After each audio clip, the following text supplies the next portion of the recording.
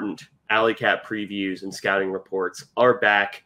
And of course, it's not as important as the game itself. I was about to, try and do hyperbole there, but these are our best performing episodes, and they're probably some of our most consistently fun episodes. But before we get into the scouting report for the first game up against UT Martin, we do want to thank the sponsors of the show, and that is Greg, Arthur, and Grandma.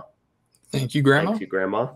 And if you want to have your name read out at the beginning of every single episode, as well as support the show, please be sure to check out the supporters link in our podcast and Twitter bio. But let's just dive straight in to the first K-State opponent of the year, and that is the University of Tennessee Martin Skyhawks. And so just top-down approach, they are a pretty good FCS team. They won their conference last year, and they had a reasonably convincing victory over SEMO, which was K-State's FCS opponent last year. And, despite all of that, I think that probably they are on the same tier as SEMO last year. So I think that in a lot of, at least talent ways, SEMO and UT Martin are very similar in terms of how K-State should probably handle them. But, you can't take a conference champion at any level. Like, you can't take granted, because they're going to come in, they're going to be motivated. Like, no one wants to go in and lose a game, obviously. But, Connor, before we get into the specific scouting report, what was sort of the vibes you have both on UT Martin as a team and going into the game? I think the big thing, based on what I've read about UT Martin, is that they do seem to have a bit of a chip on their shoulder, because they've won 3 straight conference titles, but they've missed the FCS playoffs 2 years in a row. And I know if that happened like K-State, where, we won the Big 12 3 years straight, but if for whatever reason there weren't auto qualifiers and we still didn't make into playoffs, I'd probably be pretty annoyed as well. I'd feel like we're maybe getting disrespected. And I think that's the general vibe that UT Martin has, because they feel that they've played well enough to deserve a spot. In the postseason, they haven't been getting that respect. So this game that we're going to be playing against them is a massive, massive, massive opportunity for them to vault themselves up to national prominence in the FCS. So this isn't going to be some cakewalk, easy victory. Yeah, we're not playing Lindenwood. Yeah, I really wish we were playing Linden. I can't even fault them for doing it. I mean, they suck and it's stupid, but it's going to be a really funny game for them probably, because, I think Lindenwood might get last in the MIAA right now. Lindenwood was they've been at FCS for at least 4 or 5 years now, I think. Yeah. So anyway, we are going to be changing the format a little bit from what we've done in previous years. Last year, we kind of went position by position, and the downside is that whenever you have positions where you don't really have anything to say, you just kind of end up filling it with dead air. So we are changing the format up a little bit to hopefully make things more concise, but still giving you the most notable pieces. But let's just start off with the schematics of UT Martin, so we kind of get a baseline where everything is at. And we'll start with the offense, and it's a lot of what you expect from a modern spread offense, which obviously, being in the Big 12 or being familiar with college football, even though the narrative is really annoying with the Big 12, they don't play defense. The Big 12 is one of the biggest progenitors of the spread offense. So it's UT Martin isn't really going to come out and do anything that K-State hasn't seen before. They really like using motion. They really like using trip sets, and they do it for both coverage indicators and a lot of their, passing concepts. But something that's pretty unique that they do that not a lot of Big 12 teams do, at least on a consistent basis, is they split the field conceptually. And basically what that means is they have a man beater on one side and then a zone beater on the other side, which given how quickly they want to operate their offense, not necessarily in terms of tempo, because they're a pretty average team in terms of tempo. They just want to get the ball out of the quarterback's hand as fast as possible. So that's why the trips for the coverage indicator is so important. If he thinks it's man coverage, he'll look to the man side. If he thinks it's zone coverage, he's going to look to the zone beating side. And, that is a lot of what their offense is based on. The downside of that is that they very much are trading that efficiency for downfield accuracy, because their quarterback, they don't really have a downfield passing game presence. It's just not a really big part of their game. But that efficiency did lead them to a top 50 passing FCS offense, and they did convert 41% of their third downs. So it's an efficient, modern spread offense, and I don't want to act like they just throw the ball all the time. They do have a zone running game, but it really is predicated off of don't get behind the sticks, let the quarterback play point guard. Yeah, I don't have a ton to add to that, at least offensively, but yeah, they're a fairly efficient team. Last year, Den threw 25 touchdowns to 8 picks, which is pretty good. He only averaged about 6.5 yards per attempt. So again, that speaks to the type of offense that they want to run. They want a point guard, efficient deal, and he's just on top of the downfield pass not being a huge part of their game when they do attempt it. Then, at least last year, he just didn't have a great deep ball, but he still was generally pretty good in the short and intermediate. It's just, maybe he's developed a deep ball for the offseason. That's the most difficult part of scouting these first few non-conference games, is that, you may have a guy come out with an entirely new skill set that you just weren't aware he had yet. But they're returning some solid skill position guys. So I don't have much to add offensively. Yeah. And you get the defensive scheming now. Yeah. Defensively, once again, pretty familiar here, maybe even more so. They run the same 3-3, 4-2 base fronts, 4-2 hybrids that most of the Big 12 has shifted to. Even K-State has been using this for a few years. And a lot of college football uses this same front as well. And so that's led to them being pretty stingy on defense, as opposed to their offense, where they were getting 41% of their third downs. Defensively, they were only giving up 31% of their third down opportunities. That was good for 15th in all of FCS. So third down defense, really, really good. But again, this is a familiar defensive base scheme. This isn't something wacky that we're not used to playing against. So they're not coming out like a bear front or anything like that. It's stuff that we've seen before.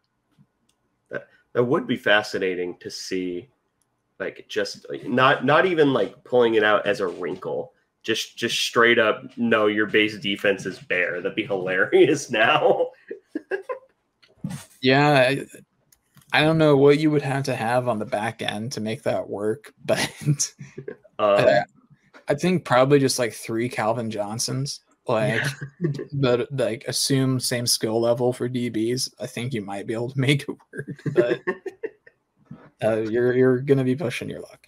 Yeah, you're blitzing 0 pretty much every single down. But the biggest thing is, and that kind of what we want to focus on, is because they're an FCS school, they don't really have a lot in the way of NFL draft prospects. In fact, there's really only one that's getting a lot of, I'm not even going to say a lot, but that's getting some NFL hype, which we're going to talk about him in a minute. But on offense, they do have a few SEC bounce backs at a quarterback, Kincaid Dean, Dent, who started last year at quarterback. He was from Ole Miss. And then Patrick Smith is transferring in from Vanderbilt at running back. and it kind of sounds like he's not going to be the starter, but he's probably going to be, the second guy he's going to be 2 on the line. It looks like Narkel LaFleur is probably going to be the starting running back. The point being is that both of those are relatively unknown commodities because Narkel LaFleur was a returner last year, and he didn't play too much running back, or at least wasn't particularly notable at running back. They do get their top 2 receivers back from last year in Devontae Tanksley and Zoe Roberts.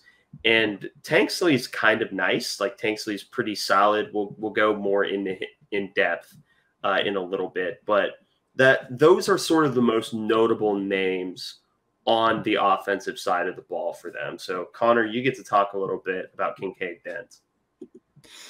Yeah, Dent, he's a bounce back from Ole Miss. He played very, very sparingly there. So not a lot to take from that. Like, he had like a combined 14 passing yards at Ole Miss. So there's just not anything useful to take from that experience. But his touchdown to interception ratio was pretty good last year, over 3-1, 25 touchdowns to 8 picks, 2,300 yards. And ran for 3 touchdowns with a 5.6 average per carry. So all in all, those are pretty solid stats. But he, at the end of the day, is a fairly solid quarterback. But like I spoke about earlier, and like we've both, I think, talked about, he just does not have a deep ball. And that's kind of how things go with FCS QBs. Is a lot of times they're very serviceable to even good in most areas. Then they just have one area where they just cannot compete at all. And for Dent, unfortunately, that's the deep ball. It's just completely inaccurate. And if you want to be a big-time quarterback, that's probably the most important skill to have, or at least one of. And he just does not have that. He does pretty well when everything's spread out in front of him, and he's a good point guard, a quarterback. And his rushing stats are good. That doesn't necessarily mean that he's mobile. Again, I referred to him. He had like 63 carries, 351 yards, average 5.5 yards per attempt. That's pretty good. But a long carry of 31, just 3 touchdowns. He's not a weapon, I guess, is the best way to put it in the run game. He's usable, and he can get out of the pocket if he needs to, but I mean, he's not what you would call a scrambler. It's Will. It's kind of like Will, where Will could get out of the pocket on occasion, but you didn't really. That was not his big strength. Exactly. I think that's a good comparison there. His pocket awareness isn't fantastic either, and he'll walk himself into pressure quite a bit, which that's pretty common for an FCS QB. Their pocket presence just isn't going to be as good. I think it was a couple years ago, there was like a major exception as the South Dakota quarterback. Yeah. It was Nick something, wasn't it? I think so. I can't remember his name, but he just had like elite level pocket awareness, like unbelievable. He was ducking under people's arms. Yeah, it was pretty incredible, but that's kind of an exception to the rule at the FCS level. So he just doesn't have great pocket awareness, and the longer he's in the pocket, the more likely he is to just step into trouble, which I guess maybe you can say that for almost any quarterback, but the worse the pocket awareness, the more likely you are to mess things up for yourself. Yeah. And I think I forgot to make note of this, but I think a big part of why Dent's deep ball is so bad is because just in a very general sense, he does not know how to put touch on the ball, which is why he relies a lot on those, like the short intermediate game where he can just play shortstop and he can just throw the ball really hard in a direction. But I think if you look at, it might be the Missouri State game. It's either the Missouri State game or the Tennessee State game where he underthrows like a 20-yard fade and Tanksley just kind of bails him out of it. which if you're underthrowing a 20-yard fade because you don't know how to put touch on the ball, that's really, really depressing. Yeah. But yeah, speaking of the receiver who bailed him out on that throw, it is Tanksley. It's Devontae Tanksley. I always forget his first name. And I said earlier that I think he's actually pretty nice, and I still stand by that. He's a very, very solid receiver with a solid pair of hands, and he is your traditional slot receiver, your sort of slot playmaker. He's not going to have that necessarily deep speed. He's not going to, he's not going to be like the 4-3, 4-4 guy that's going to toast DBs and make them put the fear of God in them over the top. What he is going to do is he's going to get open, short and intermediate, and he's going to catch the ball with consistency. And if you come downhill way too fast, he has enough wiggle to make you look foolish and get that extra 10 to 15 yards. So in a lot of way, a good K-State comp to him is a taller and probably a little faster Phillip Brooks. And he's just that consistent security blanket in the offense. And I think that honestly is what makes him, at least from what we're able to see right now, I would say that Devontae Tanksley is probably their best offensive player. And, he's someone that isn't getting a lot of draft hype now, but I could see him, he strikes me as someone that could be like a training camp body or someone that could marinate for a few years and, get like 10 to 15 catches in the NFL just as like a consistent, what he's going to do kind of guy. Yeah, I think you put it really well with Tanksley. It seems like a lot of times when when any school really wants to succeed at the FCS level, your ticket to success, unless you're like North Dakota State, is to have at least one guy on your roster that you can just always have as a bailout option that maybe is good enough to play at the next level, but just sticks around. And I think that's Tanksley here. He also has an awesome name. Tanksley is a fantastic last name. It's a great football player name. And I like your Phillip Brooks comp as well because he's 5'10", 165, so a little taller, but not quite as stout as Phillip Brooks was. But he's, I think, definitely the offensive piece that I am maybe keeping my eye on the most,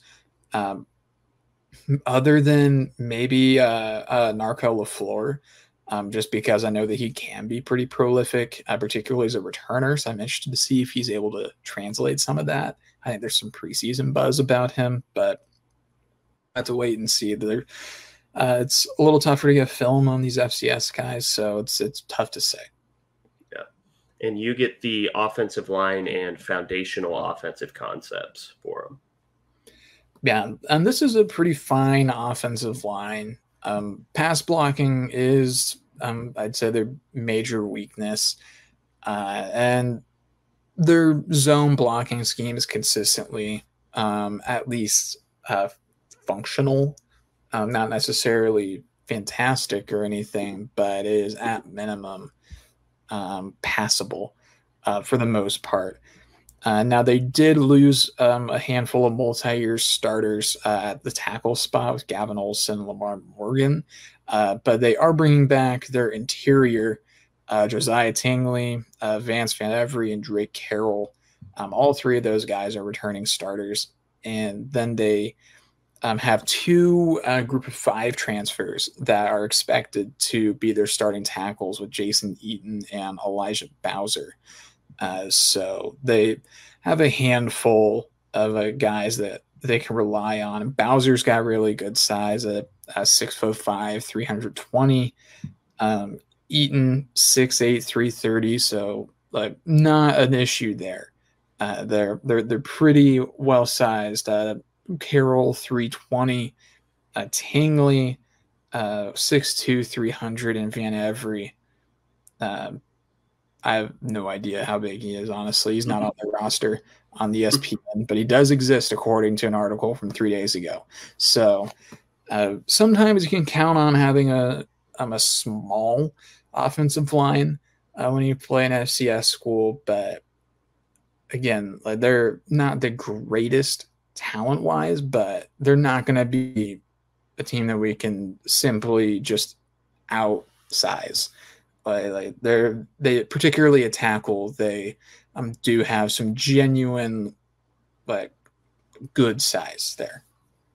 Yeah, because I remember, what was it? Was it still the USD game where it was like all of their linemen were north of 290 pounds, and most of them were in 300s, but most of them were like 6'1" or 6'2"? I think that might have been it. Yeah, I think they had a pretty undersized O line. But I just checked. Vance Van Every's listed at 6'2", 285 on UT Martin's website, which he's their center. So if you're going to have a guy under 300, might as well have it be the center. That's not unheard of. Yeah, but you also get the foundational concepts of their offense. Yeah, so they run a lot of zone run. It puts a lot of stress on the running back to find the hole and hit it quickly. So that is some of the issue with losing their top rusher from last year, Sam Franklin, because he ran for 1,300 yards, averaged over 6 yards a carry, which is really good. But now you're going to be relying on kind of a running back by committee with Power 5 or Power 4 kickback. Narkel LaFleur, who has been effective to some degree, but you're not sure if he's going to be able to be a bell cow. Basically, I expect there's going to be a pretty decent amount of rotation in this first game, but I'm definitely interested to see if they're going to be able to spring anything on the run game. Because if you have a great running back, then yeah, this can work. But if they don't have a guy that can process quickly behind the line of scrimmage, then it could be a long day for them. They may have to rely on Kincaid Dent. But moving on to that, they run some RPOs as well that range from some traditional slant end concepts to some screens or slide routes. Saw them run a little bit of that in their game against SEMO with some effectiveness. And they also run a curl switch concept. It involves the innermost receiver going up the seam, the two receiver running a bubble or switch out, and the outside guy trying to work a slight rub to sit down at the hash marks.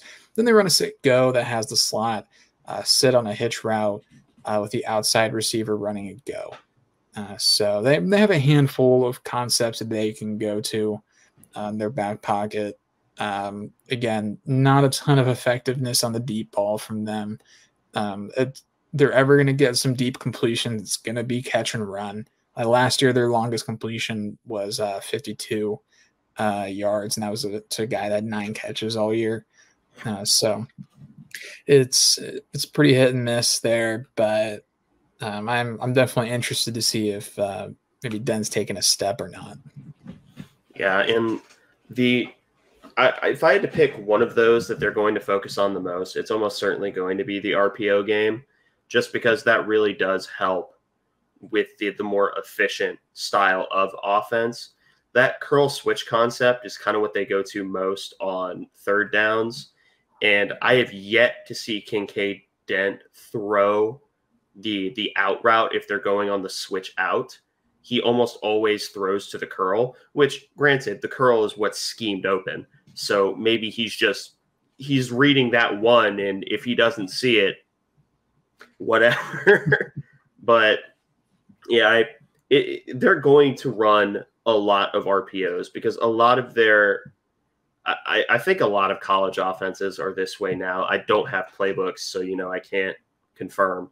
But I don't think that the vast majority of modern spread offenses don't run like out of RPO. So basically, I think every running play is at some point in RPO for most offenses because, the advantages of it. There are disadvantages as well, illegal man downfield, so on and so forth. But with an offense like this where you're running zones, so you're moving laterally, you're lowering your risk of an illegal man downfield penalty. So expect a lot of RPOs and expect them to sort of be like the Jarrett Dagey led West Virginia Mountaineers. We keep throwing like old comps, but I think that all of them fit. We're not just saying them to say them. But the Jarrett Dagey Mountaineers were Jarrett Dagey wasn't a good deep ball thrower, but what he could do is he could work the quick game pretty consistently. And I think that's pretty much what UT Martin is going to do. Spread, quick game, point guard offense, where you're not expecting a whole lot in the way of explosive plays downfield, and most explosives are going to be caused by rack.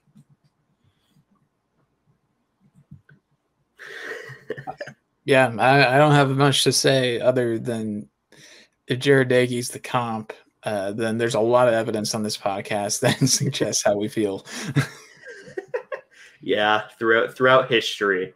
But all in all, my personal read on the offense, and Connor, you can jump in as well, is it's not going to be an offense that does anything we haven't seen before. Because even that curl switch out concept was very, very common with the Lincoln Riley, Oklahoma teams. The RPOs, obviously, that's been a staple of the Big 12 for years now. UT Martin is not going to come out and show us anything exotic that we haven't seen before. It's not like we're going up against like a triple option team or Coastal Carolina or Liberty or anything like that. We know what they're going to do. It's not going to take us by surprise. Yeah, I'll let you speak for me there. I really don't have anything to add to that. I mean, there's going to be some solid players on this offense, but in terms of scheme, it isn't foreign whatsoever. Yeah. So we can move on to the defensive side of the ball. And I'll start off by just talking about their defense generally and their foundational concepts. Despite their pretty solid 31% third down conversion number, I don't think they have a particularly great defense on paper. And it's because they don't really have a lot of amazingly talented pieces. They have one guy that's getting NFL hype, and that's O'Shea Baker, who, don't misunderstand, O'Shea Baker is very, very good. However, I also think that he's, according to an article from UT Martin themselves, he's probably going to be playing out of position this season because they moved him from outside corner where he was very, very good. They're moving him to safety, which I think is a powerful, powerful mistake. But that'll be Connor. That'll be Connor's little bit there. But in terms of generating pressure, they weren't great at it last year, and they lost their top pass rusher to UCF. So it's a tough scene. It's an evil, evil world out there. But in terms of what they want to do on defense, they're a man coverage team. That is what they're basing on. They want to play bump and run, and they want to be really, really physical with you. They don't want to give you anything for free. Their most popular coverage that they use is cover one hole. Either that or their linebackers constantly dropping back absurdly far on quarterback spy assignments. But they want to play that really, really physical brand of defense where, they're going to play a ton of press coverage. They're going to try and jam you. They're going to try and, lock your arm a little bit while you're trying to get out of a break if you're a receiver. So, and I don't want to make it sound like they're bad at that, because that's a style that's clearly working for them. If you look at their third down numbers, which is even more impressive given that their pass rush isn't great. Their secondary is generally pretty sticky and good. It's just the biggest weakness gets to whenever you're outside of the secondary. Their secondary is solid, although it is, you have the one piece in O'Shea Baker who's the standout. But everything else on the defense, I think, is prime for exploiting. Yeah, you mentioned their number one sack getter last year, transferring to UCF. Their number two sack getter also transferred to FIU. Giovanni Davis. So their returning sack leader is defensive tackle Charles Perkins with 2.5. They do have, I think, like maybe 15-ish, if I'm eyeballing this, sacks returning, but that's spread out pretty thin over several different individuals. But it's not a great situation from the BN. They do have a transfer uh, on the in the outside linebacker room. That's Michael Pleas Jr. from Jackson State. But still, there's not a ton that I'm looking at, and I'm quivering in my boots here, particularly in the defensive line and the outside linebacker room. The linebackers do have a pretty decent amount of experience, but and like their top three guys have, I think, 300 career tackles: Chris Hunter Jr., Javian Sharp, and Tevin Ship. But it's kind of tough sledding there, losing some big contributors there on the defensive line. Yeah, which leads us to you can cover both O'Shea Baker and their pass rush. Yeah, the pass rush, they're not great at generating pressure. We've already talked about it quite a bit, but you lose your top two sack getters any offseason. That's going to be difficult to replace. But they're losing, like, I think 50% of their sack production, roughly. Like, they're losing 10.5 sacks, and they return like maybe 12-ish. I'm eyeballing off of their list from last year. But where they do have some stuff to feel good about, though, is O'Shea Baker. He had 46 tackles last year, 9 passes deflected, and then also got an interception and a forced fumble. So he was pretty active last year at the cornerback spot. The year before, he had a pick 6 and 7 passes deflected and half a sack as well. So he is really talented, O'Shea Baker. He's probably, if I had to get, like, he'll definitely be their defensive leader. If I had to wager why they were moving him into safety back from corner, it probably has something to do with his leadership and wanting communication in the middle. Now, I'm not saying that justifies moving your best corner out of that spot, but I guess we'll have to wait and see how effective it is. It's entirely possible that they have some corners that they feel really good about. But we'll have to kind of wait and see. Like Jermichael McGoy, he's one of their corners from last year. But yeah, I mean, like taking your like all world corner and moving him to safety, it's not unheard of, I guess, at the lower levels. I think it's happens sometimes, although it almost always destroys draft stock. And then see you, L'Jarius Sneed. That was exactly what I was talking about. Was some high level corner, and then they move to safety and just completely fly under the radar and drop like 3 rounds when they probably shouldn't have. But O'Shea Baker's really good. I don't have much else to add to it than that, other than like he's a genuinely really good player. Yeah, and it's not that the rest of the defensive backfield is bad. It's just that they all kind of do the same thing as O'Shea Baker, except for like they are admittedly like a tier or 2 down from O'Shea Baker. And we talked a little bit about their pass rush, but the biggest weakness of it is their contain is terrible. Like they're almost immediately giving up the B gap, so much so that you can almost kind of tell that as soon as a quarterback is feeling any pressure, they don't even have to look in front of them. They just start like gliding towards the B gap because that is always where the gap is going to be.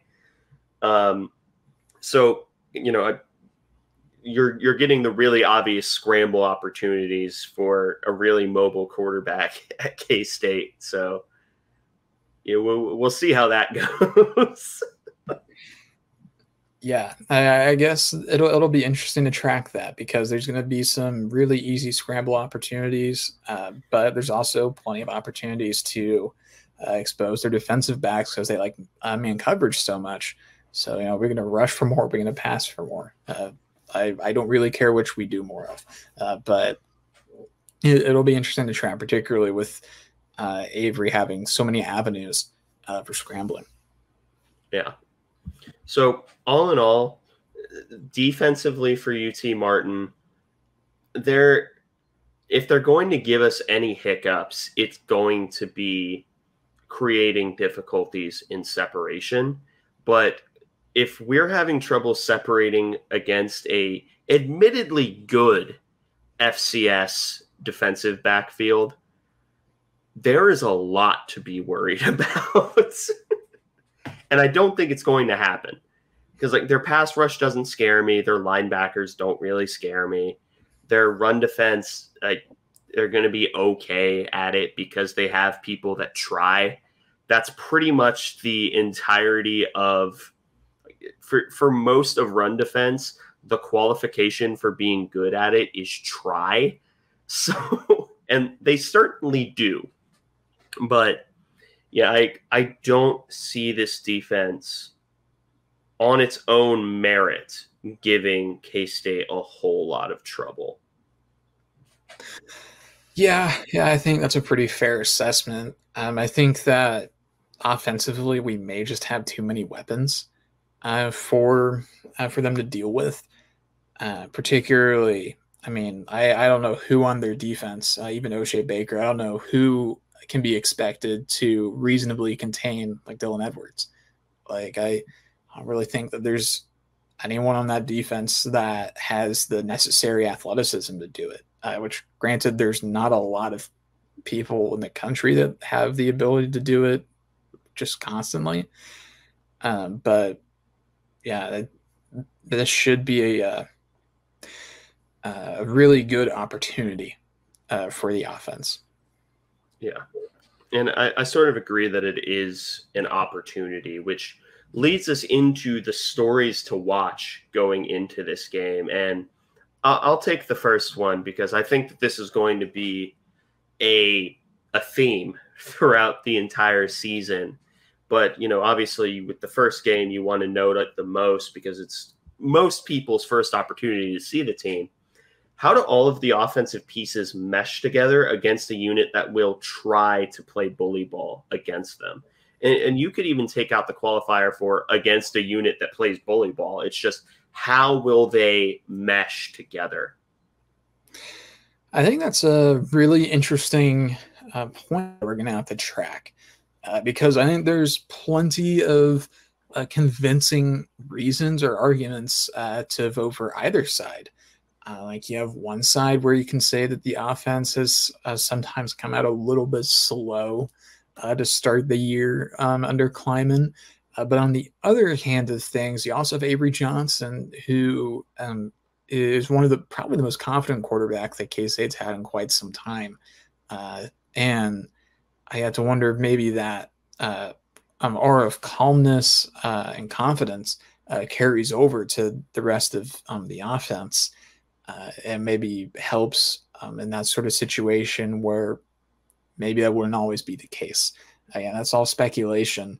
But the point I'm trying to make is that I think that there's pretty reasonable arguments for the offense meshing really well or kind of struggling out of the gate. I'm generally a really big believer in this offense. I've been kind of recklessly optimistic throughout most of the offseason anyways.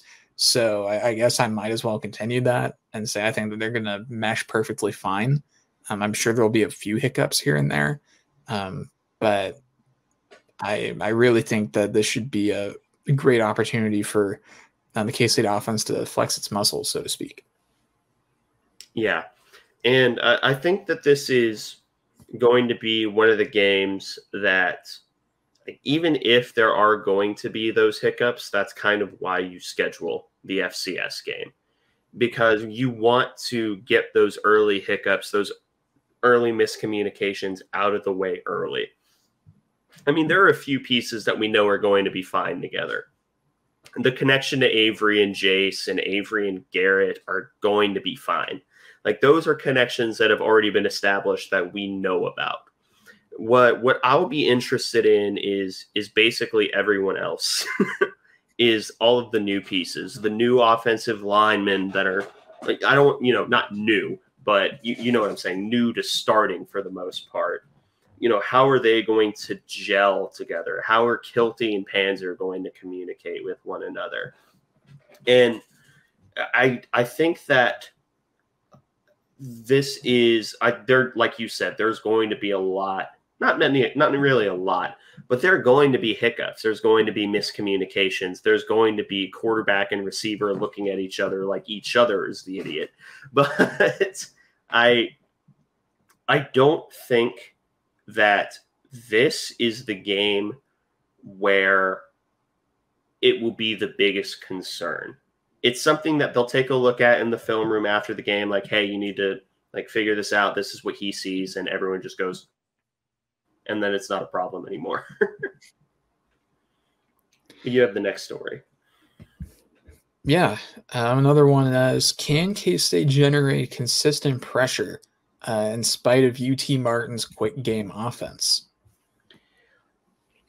This is a weird FCS game where I could genuinely see K-State not getting more than 2.5 sacks. And that is mostly by virtue of how UT Martin wants to run the offense. The only way that we get to above 2.5 sacks is if they get really desperate really, really quick. And that's not to disrespect K-State's pass rush, because you and I have both seen the hype for the upcoming defensive end room and the rotation that they could have. Plus, we've heard about the different pass rush packages, which, if we do have to break those out against UT Martin, will be kind of sad.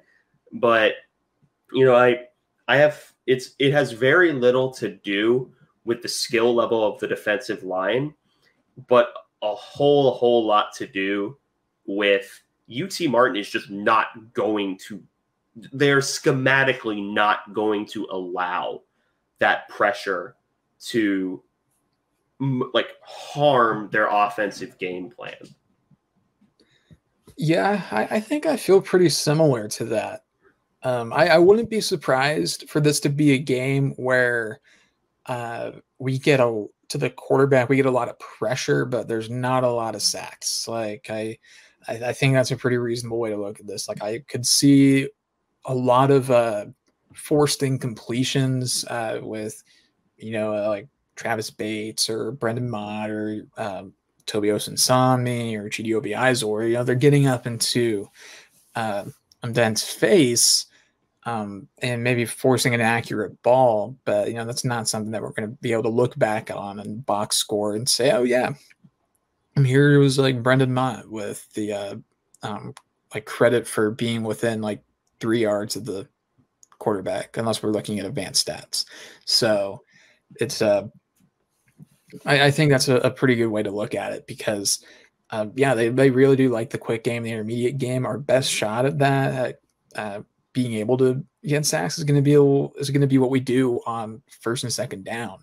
Because if we force them into 3rd and 7+, then we might be able to do a little better there, assuming they don't kind of capitulate and just try and get a lot of rack on a short pass. But I think another thing maybe that I think is worth discussing is also that there's going to be a little bit of change on the defensive front. There's also going to be a lot of new faces that will probably be rotating in. I mean, we have 7 defensive ends listed on our depth chart right now, and there's 3 defensive end positions listed as well. Which is pretty unusual, but I think some of that's going to be a jumbo defensive end that might play a little bit more inside. So some of that, knocking off the cobwebs, and for some of those younger guys, just getting a little bit more comfortable playing more meaningful snaps. that might prevent some of the like running up the score and sack count. That is. Yeah.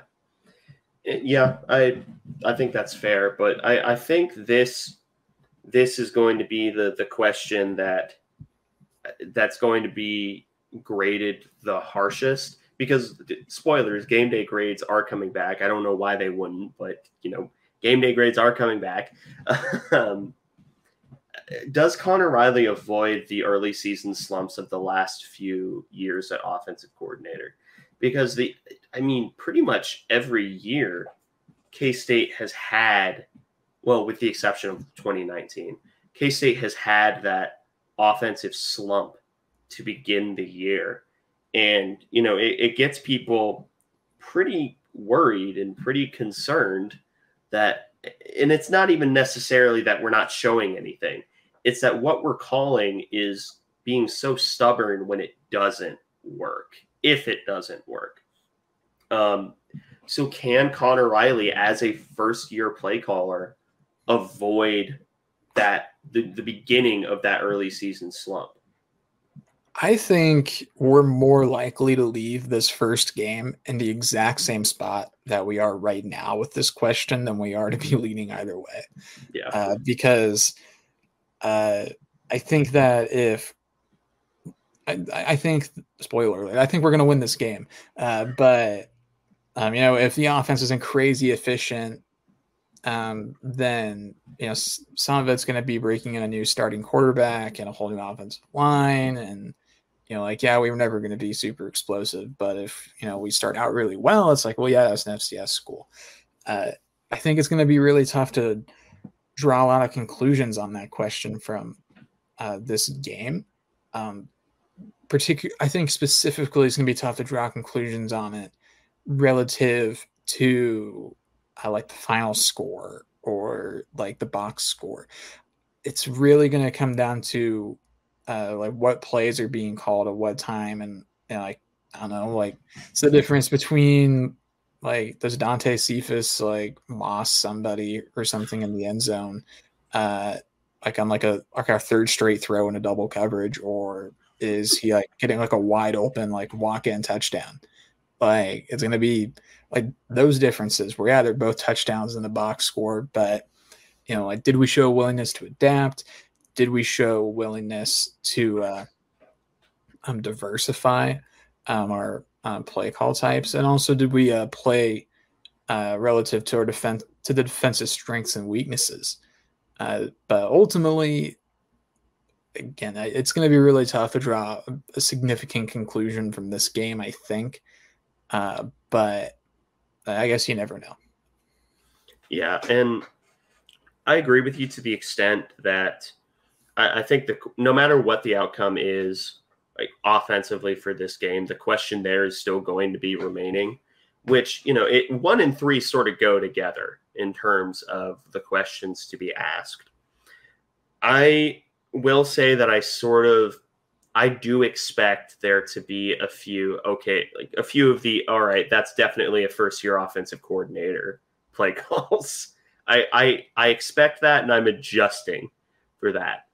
And I think what I'm most curious about is, how quickly or how much do you get the sense that, Matt Wells's fingerprints are on the offense? Because Connor Riley is going to be calling the plays, but I have the sneaking suspicion, I have no insider information on this, that Matt Wells's fingerprints are going to be all over the passing game, which, despite what a lot of people will tell you, it wasn't the most conservative passing game in the Big 12 when he was at Texas Tech. Yes, he ran a lot of screens, but also look what he had on his team when it was Alan Bowman, Henry Columbi, and Donovan Smith before he became good. So I think there will be a lot. I don't want to say a lot. I do think there will be hiccups, and I do think people will sort of overrepresent those hiccups against an FCS team. And this is when you want those hiccups to happen, because whenever the further and further you get into the season, the less and less those hiccups can happen if you want to win games. Yeah, I completely agree. I'm mostly interested to see if there's many notable or like visible or obvious differences in the offense relative to what Colin Klein did. Now, we do already know there's going to be a few changes personnel-wise, the main one being that we'll probably see more rotation at wide receiver, which is something that makes me really happy because I've that's just something I've always preferred. I don't really have evidence to back that up. That's just something I enjoy that. That's all. It's entirely an emotional choice. But I'm curious to see if there's going to be anything that we do that is like makes us visually distinguishable from Colin Klein. I'm not necessarily saying, oh well, he like Jace broke this out route like 0.25 yards sooner than we did under Klein. I'm more wondering, like, are we going to be able to look and obviously be like, this is Connor Riley's offense, or like this is like the mishmash Riley Wells offense, or is it going to be like, or are we just going to like continue to like staple together pieces of like Messingham, Klein, Riley Wells, and kind of like mold it into something presentable? I guess that's kind of what I'm curious about is, how different, how similar visually, what are we going to like to get? Yeah. So now that we sort of have the biggest stories to watch going into this game, we are going to give out our pregame offensive and defensive MVPs. I think my picks are going to be my typical picks throughout the entire year. It's going to be Avery Johnson and Marquise Siegel, just because I think that Siegel, the reason I say Siegel as the MVP is because Siegel can either completely shut down their quick game offense by virtue of how quickly he's going to be able to come downhill on those little hitch plays, or he's going to be the reason they gain 10 to 15 yards.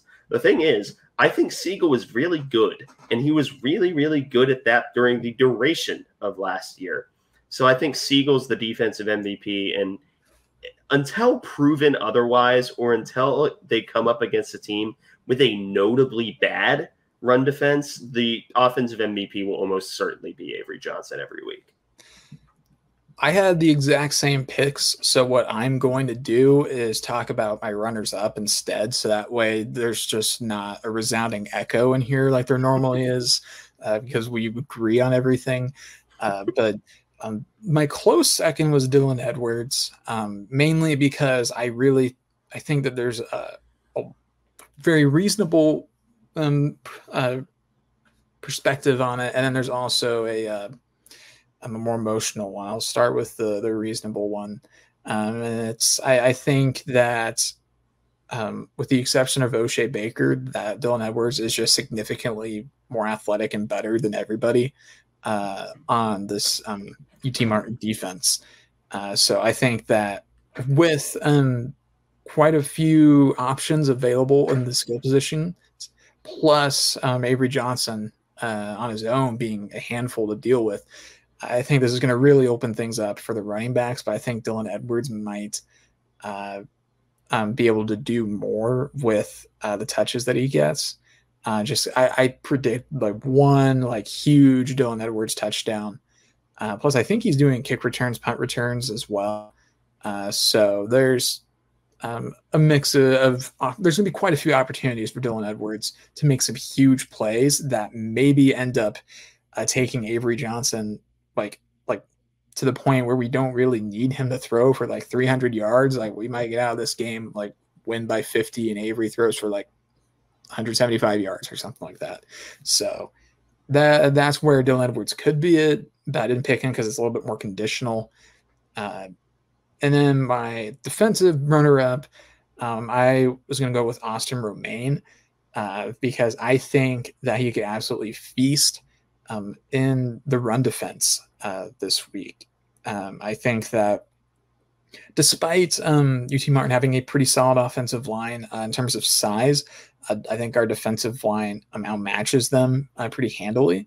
And I think if they can just fill their gaps, Austin Romaine, with a year of experience under his belt, who supposedly had just an absolutely electric training camp and ripped the starting middle linebacker spot from Steve Stannard's cold hands.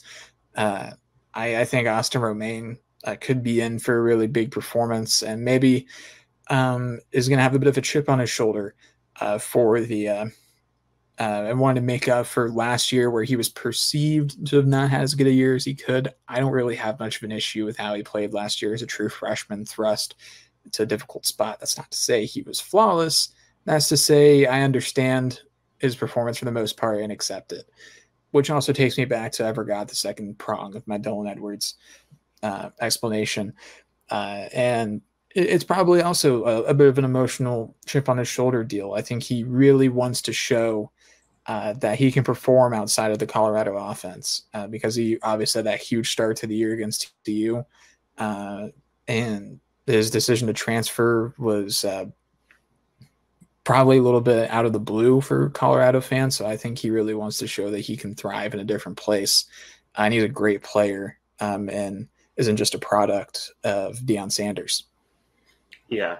And, you know, he was really good when he was actually being used at Colorado, but there are a lot of things in Colorado that are kind of a mess. And I don't plan on ever asking Deion Sanders any questions, so I guess I don't have to fear my media passes being revoked. But it's the altitude, man, I think. It's the altitude. Yeah, he's short of breath all the time. That's why he's angry. I'd be upset too. But so I assume that we both have K-State winning this game. So instead of, you know, the traditional score we'll do, or, you know, K-State wins this game, I'm going to just do a couple of over-unders. And we may make this into a regular segment. We might not. But we'll go with we'll do 3 over-unders, and then you can come up with your own over-unders for me if you'd like. Over-under, I said this earlier, over-under 2.5 sacks for K-State.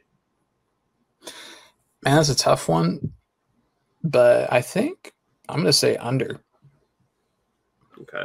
I think I'll go under as well. I think they do end up getting 2, but, you know, I don't think that UT Martin is going to get into desperation mode where it's just pumpkin chunking time. So I think probably 2 is the number. Avery Johnson over under 275 all-purpose yards. Oh, I was about to say, I don't know if you were, I was going to say if it was not all-purpose, I was definitely going to say under. But gosh, it's really tough to say because on one hand, obviously over, but on the other hand, like if everybody around him plays as well as they can, he might not play in the second half. So that's the difficult part to weigh. I'll say over. I will say slightly under for the exact reason that you gave. I don't think he has to do all that much. And the last over under that I will give is over under 7.5 points for UT Martin.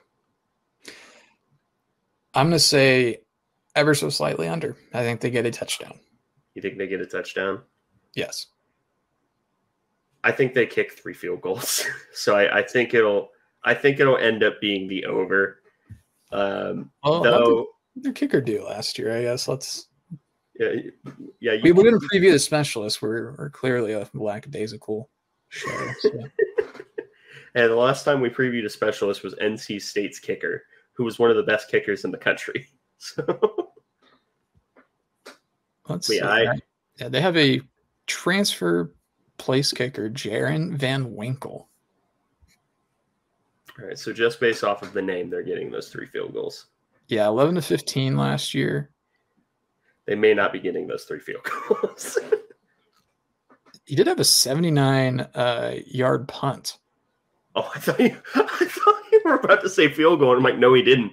Like that. No, he didn't. We would have heard about this. Yeah, he was at Southwestern Oklahoma State, and he had a 79-yard punt against Southern Arkansas, which I did not realize is a university. But but his long field goal is like 35. So okay. I'm still going to go over. I'm going to commit to it. But do you want to wrap up, or do you have any over unders for me? I don't have anything for you. All right. So thoughts going into the UT Martin game. You say final thoughts? Yeah. Okay. You cut out a little bit, but my fault. No, it literally isn't your fault. It was the internet's fault. I'm very, very excited for the season getting underway again. There's just always a little bit more energy around town once football gets underway. And obviously expectations are super high this year with the combination of a generous schedule and a really talented team.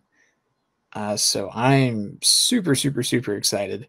And I just can't wait to get everything going. And I just want a stress-free season opener is really all I want. 49-7.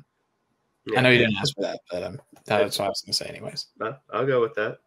I'm not going to give a score projection, but I do hope that this is I hope that the only stress is in like the first 3 minutes when I'm pretty much always nervous for a game. But I do think that K-State can pull away pretty convincingly in this game. But that pretty much wraps up this episode of the Aggieville Alleycats podcast. Thank you all so much for listening. If you want to follow or contact the show, you can follow us just about anywhere at Aggieville Alleycats. And if you want to email us, we're AggievilleAlleycats@gmail.com. If you want to follow us on a more personal note, I am at ACEdward00. I am at Connor Baltazar, capital C, capital B. And if you want to support the show financially, please be sure to check out both the official supporters link and merch store in our podcast and Twitter bios. But most importantly, thank you all for listening to this episode of the Aggieville Alleycats podcast. Where come rain, shine, or anything between, we're here to deliver to you the Kansas State sporting news that you so love. Stay safe, Alleycats.